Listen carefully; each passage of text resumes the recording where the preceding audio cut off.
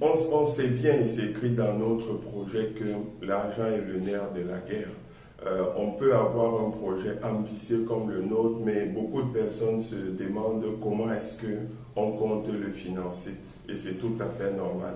Alors, il y a différents moyens de financement qu'on va utiliser. On le sait, il y a le MINCEP pour un appui pour les compétitions internationales, il y a le merchandising, il y a le crowdfunding qu'on compte véritablement mettre sur pied et le fundraising, donc tous ces appels à générosité publique qui sont importants. Et puis évidemment, il y a le sponsoring et le mécénat qui sont des éléments centraux.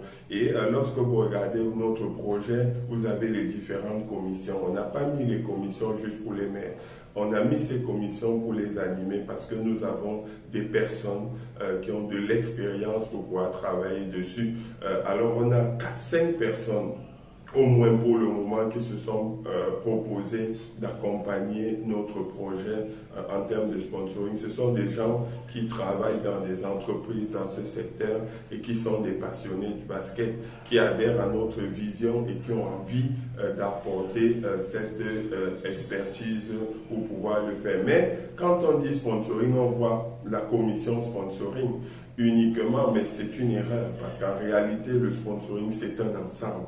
Il faudrait que la structure ait des procédures claires de gouvernance qui permettent de rassurer les partenaires. Parce qu'il faut signer les contrats, mais après, il faut garder durablement les contrats. Donc, ça passe par ça. Les ressources humaines, recruter et motiver les personnes qui travaillent parce que au-delà de la commission marketing, il faut des bénévoles pour le suivi des relations avec ces entreprises. Les sponsoring ne marchent pas, à mon avis, pour le moment, parce que le bureau exécutif seul va tout faire, va contacter les sponsors, va être dans le suivi des sponsors, alors qu'ils sont écrasés par beaucoup d'autres tâches administratives.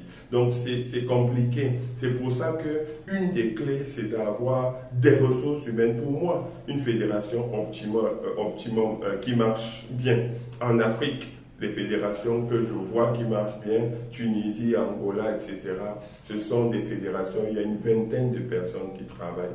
Donc, une des clés, même pour le sponsoring, c'est d'avoir assez de ressources humaines en quantité et en qualité pour pouvoir mettre le relationnel qu'il faut pour toucher les cibles, les entreprises, connaître des gens dans les entreprises, pour avoir les axes que ces entreprises-là ont, pour savoir si le basket peut les intéresser, monter les dossiers, être présent dans le suivi, etc. C'est comme ça qu'on aura des partenaires, c'est comme ça qu'on va pouvoir trouver les ressources rapidement nécessaires pour pouvoir financer notre basketball.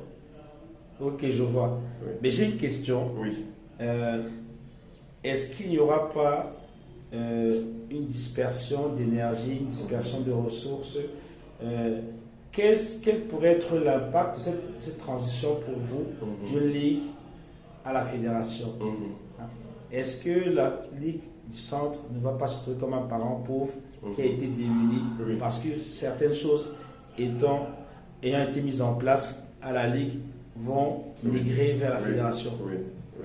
Comment cela se passerait-il? Alors effectivement, il y a un risque que nous avons nous-mêmes perçu, parce que si vous avez beaucoup travaillé pour mettre une structure à un niveau, vous êtes forcément intéressé par le développement de cette structure, parce que c'est difficile de construire, mais c'est très facile qu'il y ait une déconstruction. Donc, un des soucis majeurs que nous avons, c'est que la Ligue du Centre continue à pouvoir être à ce niveau, voire plus. Donc, on est prêt à coacher en quelque sorte ceux qui arrivent au niveau de la Ligue du Centre pour que la Ligue du Centre reste là et qu'il y ait un véritable partenariat finalement entre la structure supérieure, la tutelle et la Ligue, parce que le basket camerounais a besoin de toutes ces ligues à un certain niveau et encore plus de la Ligue du Centre qui soit au top. Donc par rapport à ça, effectivement il y a cette transition qu'il faut voir, qu'il faut contrôler, parce que les ressources de la Ligue humaine vont monter et il n'y a aucune ressource finalement. On n'a que notre CDF adjoint qu'on a gardé au niveau de la région pour que justement elle soit le trait d'union entre si on passe à la fédération et la Ligue régionale du centre. Ok, merci.